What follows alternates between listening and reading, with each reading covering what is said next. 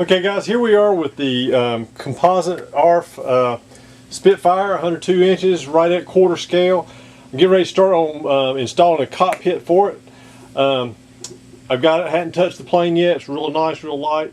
I'm going to go ahead and I'm going to mark all this off and figure out where we're going to go with the cockpit, and I will be back and show you where we're going to do some cutting. Okay guys, here we are back with the fuselage. I've already got it cut out. I'm going to explain how I did it. I generally, I buy some 3M tape. It's 1/4 inch wide. I keep 1/8 and 1/4 inch in here most of the time. Anyway, I like the 3M because it kind of bends with, to what you need. Anyway, I always start off with a 1/4 inch, and I put it on, just run along the edge here, and made it all the way around. Once I did that, I did go ahead and I cut out the whole fiberglass piece that was in here.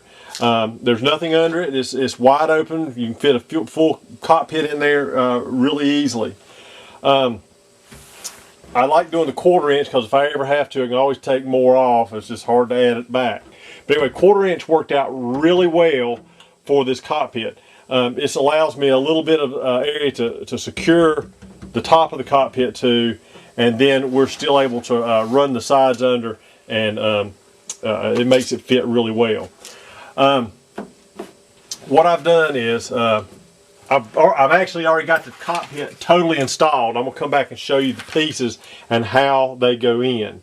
I went back and looked at the instructions online, and it says nothing what to do behind this area back here. And this was actually a piece of, I guess, plexiglass that went back. And there was actually no radio compartment to say of anything back there. It was kind of just open framework from here back. So you can open that area, and I will include in the kit some clear PETG to go in that area. I didn't see any that's in the kit itself for that area.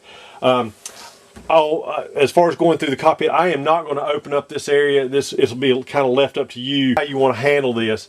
If it were mine and I was going to do it, I'd wait till I got most of it done, and I would cut this out and then reinforce this with several layers of a thin plywood laminated, and then remove this area. But I hate to do it this early before the plane's built, because you could very easily break that piece off. Anyway, what I've done is, like I said, I've already got the cockpit done. I'm going to go in here and show you. I've got each side done. This is the right side, this is the floor, and this is the left side. When you get it, the sides will look just like this. They're contoured to follow the inside of the fuselage on both sides. Back this up a little bit. All right. When you get it, it'll be like this. And now, how we're going to cut this down is we're going to take and remove all the flashing.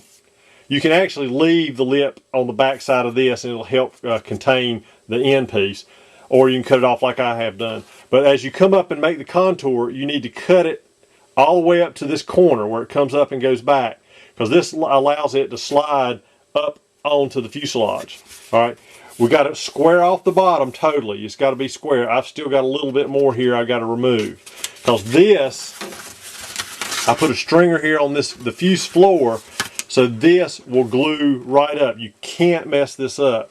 As long as it's flush with the back, you can glue it in place, and that's set. These were just too big to make a big one-piece cockpit like I normally do. Anyway, I did the front the same way. What you do on the top now is I leave about a 1/4 inch wide lip coming back, and this allows it to lock in on the top of the fuselage here. What you have to do is come back from the rear corner 4 inches and make a slot all the way to the edge, and then come out 3/8 more and make a slot. You can actually angle a little bit and just break it off to where it's it zeroes right there with that edge. Now see, this will fit easily in here and lock right into place. It locks in no problem. Now what I did to mine is I fully painted it before I glued it together.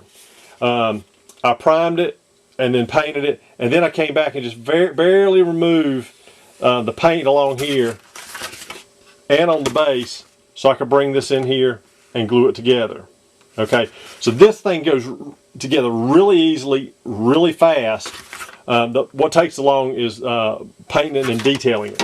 All right, once you get both sides done, I've got several other pieces that go in there. I've got the dash that comes in. It comes, you see where the stringer ends here? This dash comes in here. I hadn't removed the flashing around, but it locks right into place. Can't mess it up. Let's see here. Let me grab the completed cockpit and I'll show you it real quick. All right, you can see here, here's the dash. I had all these painted. I've got like 10 or 12 resin pieces that go into it. You can add a lot of detail by running wires and stuff off of this. There's a gun counter. This was the lamp. There's several push buttons, the flap wheel. It looks like a crowbar that's included in the kit. And there's another resin piece on this side. But there'll be pictures online that show you where everything goes. But once you get this glued in, and you can see that it's glued right up against the edge of it, all the way around. This will just easily lock into place. I'm going to grab some tape, and I'll be back and we'll put this in the airplane and show you how easily, once you get it painted, it goes into the fuselage itself. So I'll get that done. I'll be right back.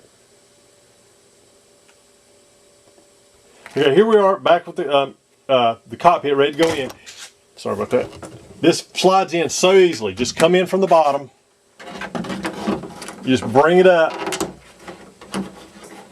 and lock it into place. And I got the tape here to hold this. You'll end up eventually gluing it in place. It'll be up to you how to support it, because you're running these big motors in it that have vibration. You need to support it from the bottom, and also, if you can, across the top here, just to give it support for so the vibration doesn't get to it. Anyway, you can see that the cockpit just locks into place. That's easy as can be. All right, now the instrument panel, it just you need, once you get it cut out, like I've shown on the past, you need to go ahead and you need to glue a piece of balsa to the back of it. This gives it strength, make it last longer if you're having it in the heat of the over a long period of time. While you're in there, I do have a gun sight for this. This is a two-piece gun sight. I have a simple angle to put the lens on, or I made this removable in case you wanted to be more use your ingenuity and make the lens holders that stand up and off of it. But this way I did it just made it really easy. But anyway, this is kind of a heavy piece, so what you want to do is you want to go ahead and pre-drill this to hold your gun sight. So when you glue it in place, it's got something more than just that glue joint holding it. It'd be best if you put two toothpicks in there to hold that in place. But anyway, that's why the toothpicks in the front of this, it just holds that gun sight in place. You can see it's right there. Anyway, this comes in from the bottom, and it's got those stops I was showing you earlier, and it just pulls into place.